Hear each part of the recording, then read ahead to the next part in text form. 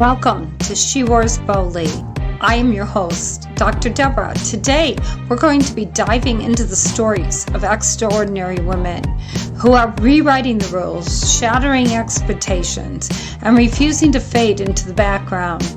Empowered women say no to being defined by their challenges in a world that tries to silence and sideline them. She Roars Boldly celebrates the remarkable journeys of women who have transformed their struggles into stepping stones to success. So grab your coffee or tea, settle in, and get ready to be inspired and fired up.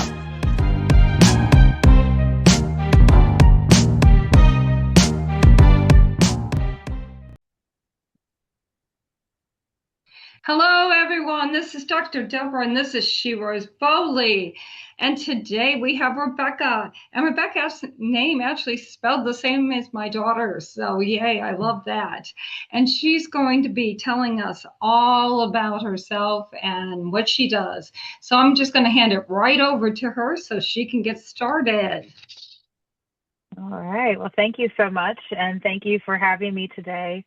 I'm very excited to be here and just to tell you a little bit about myself, my story, and why I'm here. So I'm looking forward to the conversation. That's great. Tell them how you got into what you do. You know, what inspired you? Sure. So I'm an author. I actually write under the pen name of Lynn. And so my book is about death planning. The title of it is Till Death Do Us Part, A Practical Guide to Preparing for the Inevitable. And it is exactly that. It is a guide. And so I wrote it because I felt like it was something that needed to be put out there. And if you go to the bookstore, you go on Amazon, you'll find all sorts of death planners out there. But this is a little different. And this is taking the widow perspective into death planning. So, and that means I'm a widow. I've unfortunately been a widow for the better part of 10 years. And so my husband passed away unexpectedly. And I was young. I was 30, in my early 30s. I was 32. And so he passed away and I had to figure it all out. So I, raised our daughter. She was 7 at the time that he passed. And he had other children from other relationships that, had kind of were being raised in various capacities. And so, just trying to figure out what life was like after death, for us, and grieving and living and all those things. So it was definitely an interesting challenge for us to get through. And we've mostly made it through. I mean, you don't ever forget. It does. It just, as the years go on, it gets a little easier, but not a lot. And so I wrote the book, again, to just help people just be prepared, because we were not prepared. We didn't have a will. We didn't have a trust. We didn't have anything. Fortunately, he had life insurance through work, and that really was our saving grace. If it weren't for that, we really would be in a very difficult position. But I wrote the book so that just to help people start the conversation and think what to talk about. Some people think it's just about the will or it's just about the stuff, and there's so much more to planning and preparation than just those things. There's so much more. So yeah, you're absolutely correct. We think, oh, do we have a will? Do we have, custody, something with the children? If you got children, what happens? But, what kind of casket you want, what kind of service you want. But so many other things do pop up. Can you talk about some of those things that popped up for you that might relate to other women out there, so they understand exactly what you're saying they need to do? Absolutely. Yeah. So for us, I mean, again, not having anything really spelled out or written down, it made it very difficult when it did finally happen. And so, not to be the bright, shining rainbow glitter, situation here, but we all will die at some point. So it's just, being prepared and making it, preparing yourself, preparing your family, whatever that means. So for us, because we had conversations, but we really didn't have a formal discussion. We didn't really sit down and really nail things down. So when it came time to actually make decisions and put things into play, I had to just kind of wing it. So I had to decide where he was going to be buried, what he was going to wear, what we were going to do. I actually had a small argument with my father-in-law about what he was going to wear, in the casket of all things, because he wanted him to wear a suit. And my husband really, although he looked really good in a suit, he was not a suit kind of guy. So, just that kind of discussion. And then, of course, after he was buried and things settled down, talking about the kids, for us, we were a blended family. My stepson was 13 when his father passed away, and he lived with us. And as soon as his father passed away, he wound up moving back in with his mom back in Pennsylvania. And so that made it, that was very difficult for all of us because, for my daughter and I, it was a double loss. We lost her dad and my husband, and then a week later we lose our son as well because he goes back home. So he's no longer in the home. So a home of 4 becomes 2 in a week. And it was very difficult.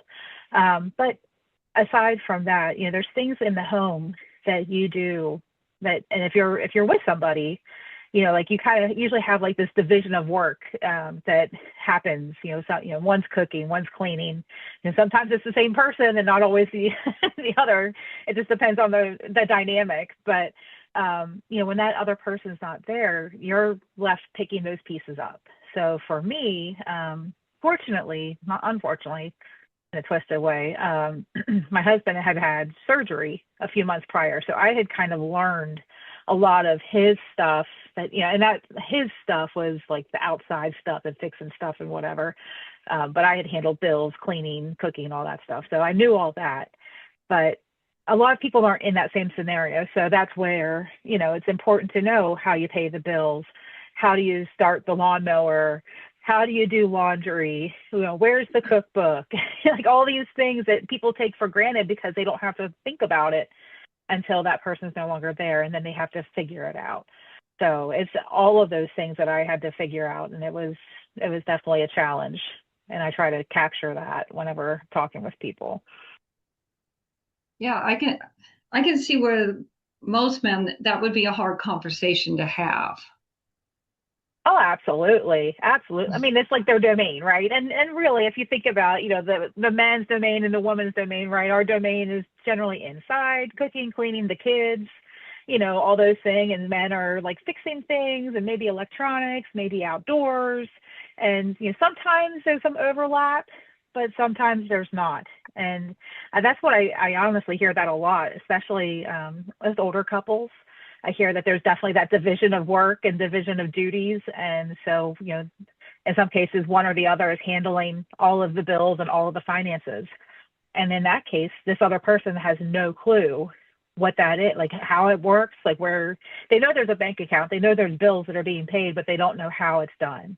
And so, just encouraging people to have that really hard conversation, even though you don't want to have it, but it's like, hey, we gotta figure this out. So. Yeah. Do you got any tips on, as a woman, because most of our listeners are women, how they could approach that kind of conversation with their spouse? Oh yeah, it's a tricky because it depends. It honestly depends on the dynamic. Sometimes it could be that sometimes we have to start it. Sometimes as the woman if it's something we want to take care of, we have to start doing the work and then say, hey, by the way, I've done this. I think that maybe, this is something that I don't know. Maybe you can shed some light on it, or, hey, I know that you cover this. If something happens to you, and it's not just death. I mean, we're talking incapacitation of some sort. We're talking, if for whatever reason, in your relationship, if it falls apart and you separate, understanding how things happen, right? Understanding just all the pieces of the relationship and what is happening in your life. I think that's why you need to have that kind of conversation. So you can take it from I'm going to do this and I need your help, or we need to do this for in preparation for other people, like for our kids or for our family, so that if something happens, they can, take care of it. Again, it just depends on the dynamic of the relationship. And, I think we as women in our relationships, we know how to kind of, how to bring things up, or how to, how to say it in such a way that will get them engaged or involved. So I think that would probably be, it's going to be dependent on each individual circumstance, but those are some ideas I have. So. Yeah, I like you pointed out too that it's not just after death. It could be divorce. It could be a long-term illness that one person goes into, where suddenly the Yeah, other person is absolutely. doing all the different chores and Hmm. keeping the bills paid. And if you don't know what the bills are or where they are, you're going to be in trouble. Absolutely, absolutely. And there's so much stuff, especially today. There's so many things that we have that we pay for that we are kind of out of sight, out of mind, especially with online banking. Some people are still old school. They like to do the check and they keep the ledger book. But I find, in some relationships that works, but a lot is, it seems like younger folks, like the younger generations, tend to rely more on the electronics. So then it's like, okay, what's the password? Or if you keep it all, like I keep a lot of my passwords on my phone. What's the code to get into my phone so that you can get the password to get to whatever thing, like subscriptions or whatever. So there's so much that is tied to this. Yeah, I have trouble remember my own passwords, maybe like have a family password thing, that you have somewhere. Right. Yeah, I was also thinking, even with like older parents, you got to have that same kind of conversation. So it's a good, what you're talking about isn't just in a marriage or in a situation where a couple's living together, but you got to have those hard conversations and say, where is all your stuff? What do you need to be Hmm. done? Where's the deed for the house? And Hmm. that's a hard conversation to have with anyone, you know. Absolutely. And I think that, especially with aging parents, that's a conversation that definitely needs to happen. Something else that, kind of ties in with that, of course, is making sure that, power of attorneys are established. If you have an advance directive, or if you want to do the 5 wishes document, that would work in most places too. Just something that kind of outlines what your wishes are if something happens, and not like up to and including death, so everything in between there. Having those conversations, because it's, as we get older, it's so much easier for something to happen and we can become incapacitated so quickly, and needing to rely on, your children or family members to take care of you. And it just makes it so much easier if you just spell it out. And likewise, having, sometimes it's, like we'll call it the sandwich generation, right? You've got the people that are talking to their parents about, their wishes and their thoughts and whatever, but then also talking to your adult children and saying, hey, we're doing this, something can happen to you too. I know you think you're, immortal, but you're not. And so, what are you thinking? What are your wishes? And really just having that kind of broad conversation. So, I mean, the reality is no one wants to talk about their own mortality. No one wants to think about life that happens after they're gone. But I think it's really effective to do that, is you can really think about all the things that are important to you so that you can take care of them while you're living. And, if there's a special recipe that everyone loves to have, well, maybe you want to make sure that those people get that so that you have it. And then I'll give you a perfect example. My grandmother, she just passed away earlier this year. She was 92, 93. Anyway, she started to lose her mind a couple years ago. And so my family always took her on vacation. Every year they went to the Outer Banks in North Carolina, and she would always make her apple dumplings. And so fortunately, several years back, I had gotten the recipe. And she showed me how to make them and all that stuff, and I made them with her. And so I had that core memory with her. But then fast forward these years, and she's with my family, and I'm not there. I'm home, and my mom calls me. She says, "Hey, do you have your grandmother's recipe for apple dumplings?" I said, I do. I said, why? She said, well, the grandma doesn't really remember everything that goes into it. So we just want to make sure that we get it. So I was able to pass it on. But it's like those types of things that, we take it for granted that we're going to always be of sound mind, and our bodies are able to do all the things we want them to do. And, it's just so quickly taken away from us sometimes that it's important to do those things. Yeah, actually, something just occurred to me too. We almost have to have this conversation with particularly a single younger person, like our sons or our daughters, and know their wishes. And it seems a little ghoulish, but young people can get sick too. They can get in an accident. Absolutely. Yeah, I hadn't really Yeah, put all that together when we were talking before, but I'm just saying these are hard conversations, but we need to have them. So, maybe a whole family meeting where you all sit down and you say, and maybe that's an easier way to work with your spouse too. Have a family oh, for meeting. Let's sure. talk with the kids and let's know what they want, and we can express what we want, and just all work together to form a plan, a family plan. I think that would be really cool. I mean, Oh, it's neat. absolutely. Yeah, absolutely. And interestingly, I had just, I didn't really think about it, but, young people, when they're 18, they're technically adults, and they should have a will. They should have an advance Yeah. directive or some sort of a power of attorney. And, I'm thinking, so I have an 18-year-old, or I'm sorry, she's 17. She'll be 18 in February. So she's close. She already thinks she is. So we'll give her those couple months of grace. But, as an adult, I don't have the right to make decisions for her anymore. So if something were to happen to her, if she were to have an accident, or if something happened, whatever it was, I could not, I mean, I could give suggestions to the doctors if there was a problem or whatever, but it wouldn't, like, they have to give deference to whatever her wishes are first. So if she doesn't have anything, then they are going to do everything they can to do medically what, to save her life and all that.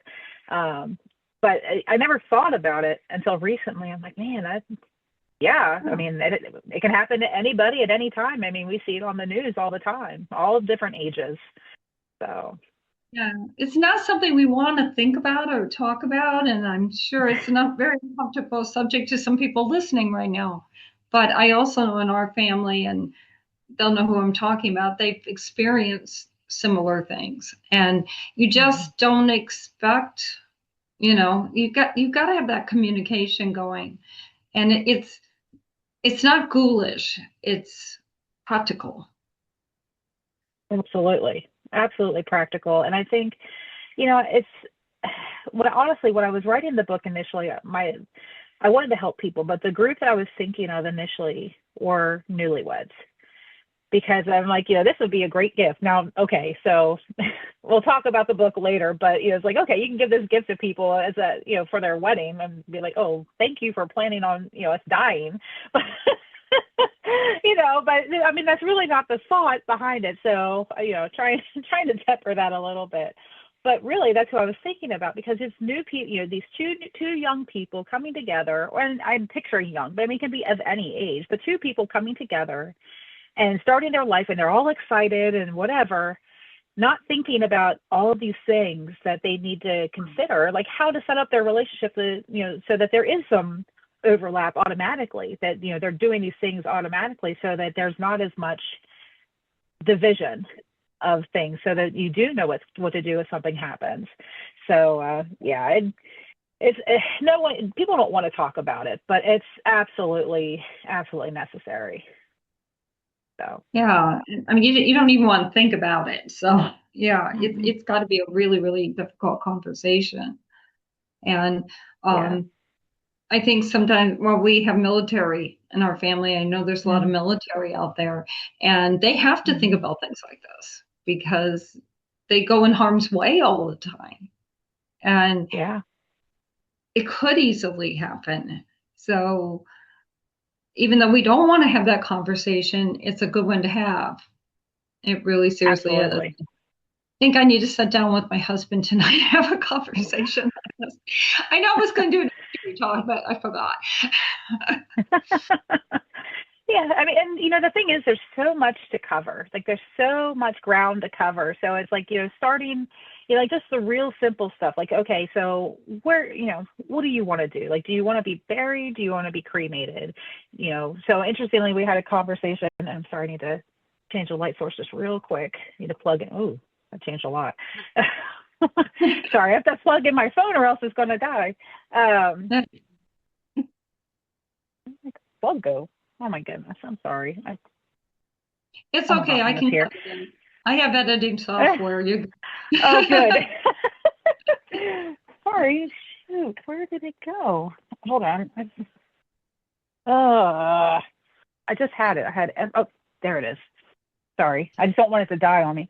Um, yeah. So I was talking with my fiance because I'm engaged, and he had a great idea. His idea was that he wanted to be cremated, but he wanted to be he didn't want us to do anything with his ashes yet. He wanted us to carry him around and go do just travel and go to different places that were like on his bucket list of places if he didn't get there during his lifetime, just to take him along for the ride.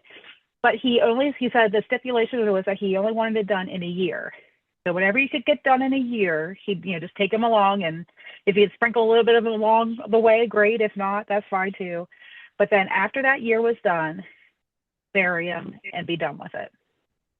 And I thought, that was such a novel thought, and it was very creative. And I thought, I never heard that before. So I thought, I thought that was really, really cool. So, everyone has different ideas. And so for myself, and interestingly, and I'll share this with you because I've struggled with this even after writing the book and having all these great ideas. My thought was, well, what do I do? What happens with me? Because, my husband he was buried, and he's down in the family plot down in Florida. And so my thought, I even purchased the plot right beside him with the thought that, if something should happen to me, I would go there, or one of the kids could go there, or whatever. And of course now, fast forward 10 years, engaged to be married to somebody else. I have a baby to this gentleman.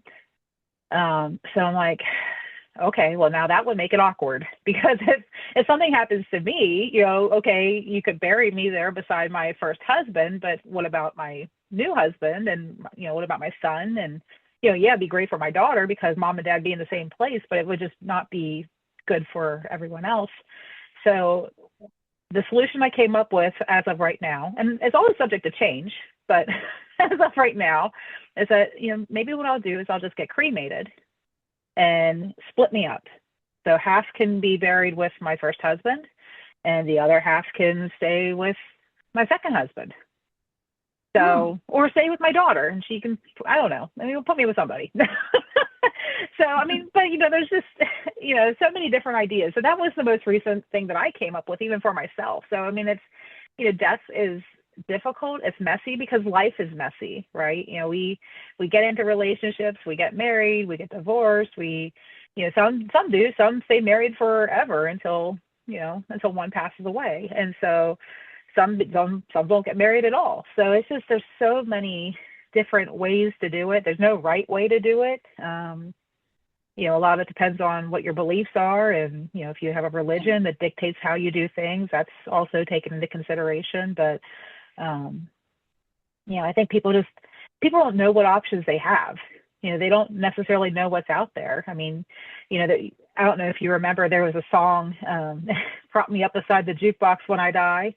So making fun of it, or there's some that are like, roll me over and so that they can kiss my butt in the casket, kind of being crass, but it's like, they're making fun of the process, but it's an option, not necessarily one that, most people would take, but, it's an option. You could be a tree, if you want to be planted as in a tree pod, and, you can turn into a tree or with a plant. Or the most recent one I saw was that they could be made into, was it mulch or composted? They could be composted if they wanted to be, like just everything all natural and be returned back to the earth. So, there's so many options out there now. So, I mean, that's why the conversation is so important because, if so my parents, I'll give a perfect example.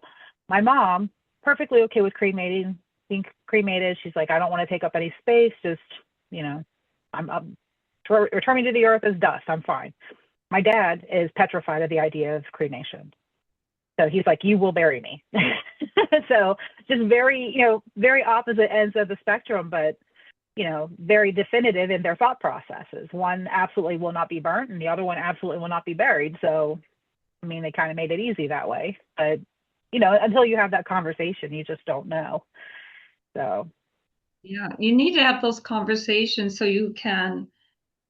I think it's kind of the last thing you can do to honor someone is to do their wishes. And if you don't know what Absolutely. their wishes are, I think that might leave you a little unsure. But if you know Yeah. you're doing like you said, well, you have that plan, and that way, you're honoring them. Right. And that is a comfort. I mean, nothing Oh, can take away the absolutely. pain, but you can feel like you're doing one last thing for them, something that they Right. wanted. And so even if they don't know when you first start or you don't know when you first start the conversation, I think that can really lead into something powerful and make you closer. Oh yeah, absolutely. And I think some people are afraid to be vulnerable. I think, because it is such a hard conversation um, and honestly, even, back to my revelation of, what I finally had decided I felt that I wanted.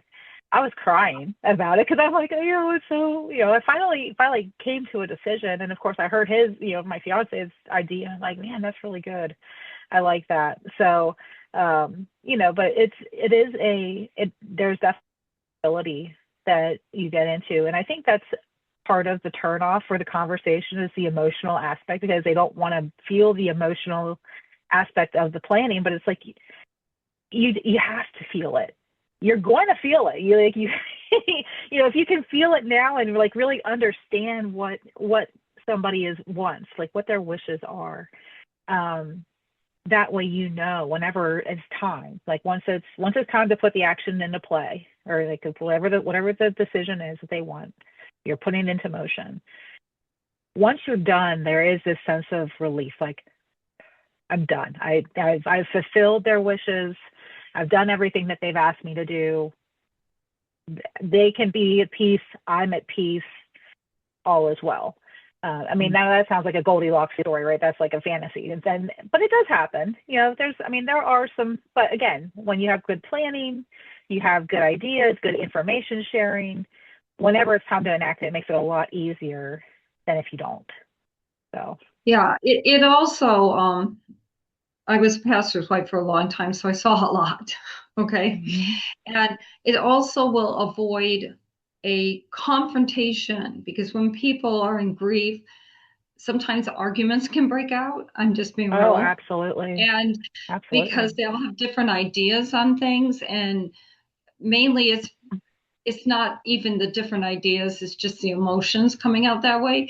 But if you Mm-hmm. have a solid plan that everybody knows about and you've had Mm-hmm. that discussed, then that takes some of that pressure off from the group and Absolutely. allows them to focus more on their feelings and love for you and honoring you, I think. Oh, I absolutely agree. And interestingly, I had heard this in a workshop I was attending earlier this year. The statement was that there are the two worst emotions you can have when death occurs is grief and greed. Like that is the worst combination, because if you don't have a plan, those things will rear their ugly heads together. Grief in itself can be a very difficult thing to navigate. And then, when you add in greed, now not necessarily you or I, but you have another person over here that like they're focusing on the stuff, like the money, the things, the house, whatever. It just adds so much craziness to the situation that, if you were to plan it all out ahead of time, you just basically just wipe that out. Like it doesn't, it's not a topic of conversation because it's already been addressed. They might not like it. So that happens too, Granny leaves someone this piece of jewelry, and someone says, well, they promised it to me, and it's like, well, but Granny said in her will that it was going to this person, and that's it. That's the end of the story. So having that kind of conversation, having that stuff documented up front, really just, it helps so much, because they're already grieving. That's already hard because you're not here, and now now they're arguing over this stuff. You just take the argument out of it. So people don't realize how important that is, really. Yeah, my dad actually did all that. He was like 89 when he died, but after my mom died, a few years before that, he actually put that all together, what he wanted at a service, the songs. Of course, he wanted me and my daughter to sing, but that was really hard to do. Yeah. We did it, and it felt good because we really felt like we were honoring what he wanted. And we laughed and we joked because he wanted that. And so he had left a book with funny things he had wrote about all the grandkids, and we read that at the funeral, and everybody smiled and laughed and with the tears, and it was beautiful. And I'm so grateful that he did that, because I wouldn't have known where to start. Yeah.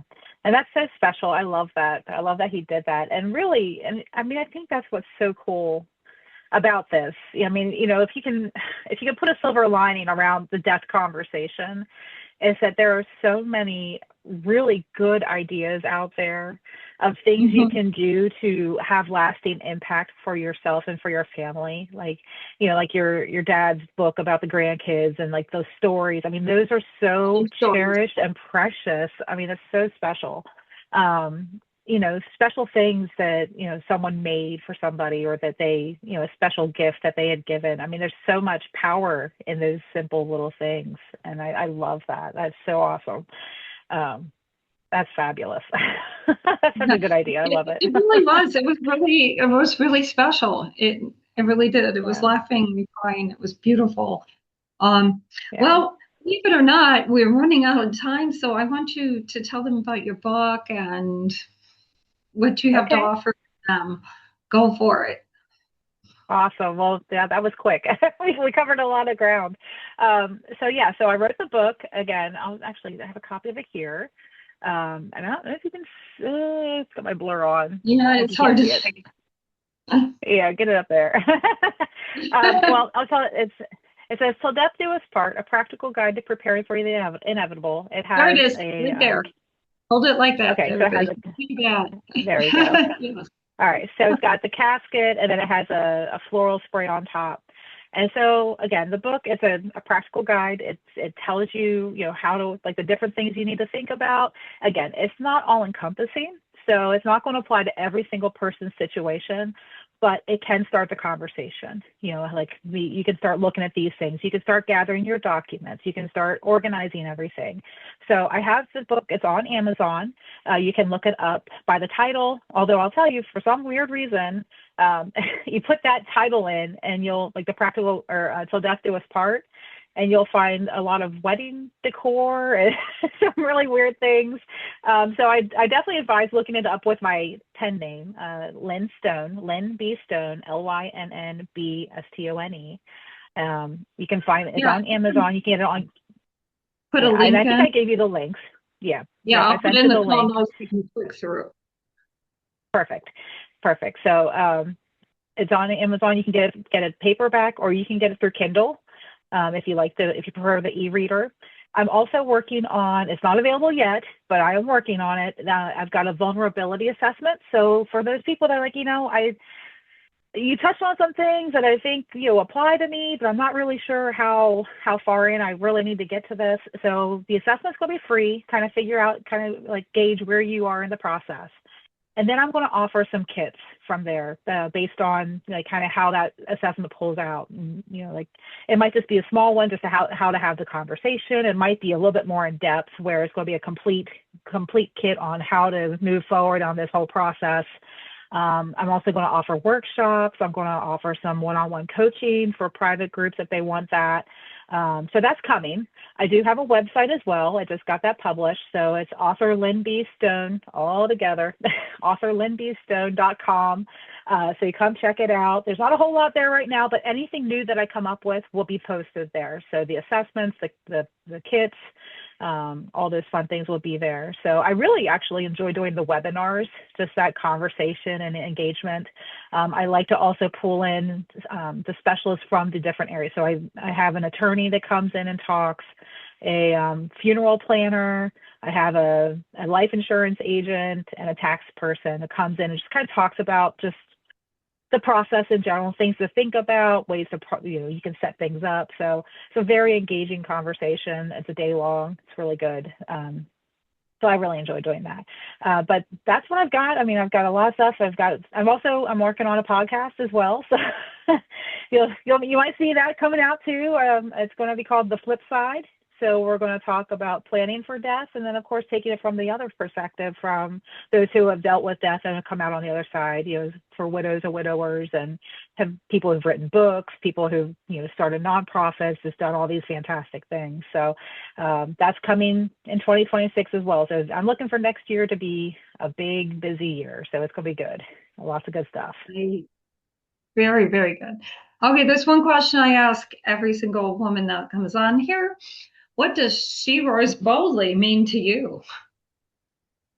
She Roars Boldly.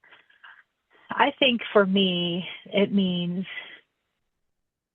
being able to stand on your own 2 feet and speaking your truth with confidence, with grace, with the perseverance. I mean, there's just so much that comes from that statement. I love it. I think that it's just, there's so, for a person to be able just to just take on that statement and just to embody it, just to become let the lioness come out of you, and through your actions, through your deeds, through your words, just being a strong person. I think that's what it means to me. That's beautiful. I love that. That's really beautiful. Yeah, it's interesting to hear people's perspective on that, because it's so many different things, because roaring is unique to us and our voice is unique to us. So I just really want to thank you for being on here, Rebekah, and sharing all that information, having that hard conversation with the people out there. And I just encourage you to continue in all the wonderful things you're doing, because it's beautiful. And I think you are going to reach a lot of people and make a difference on how they live. Because it's not just dying, it's how you live and how you live with things. Absolutely. And if you can make it easier, isn't that all there is? I mean, so important. That's right. Well, everyone, She Roars Boldly again, and a beautiful time with Rebekah. It's hard conversation, and I hope you're going to have some of those hard conversations with the people that you love, even though it's difficult. Get her book if you need some help here, okay? And it'll help guide you through some of those hard conversations. So I just want to say, keep roaring, keep empowering, and keep being the wonderful, special people that you are.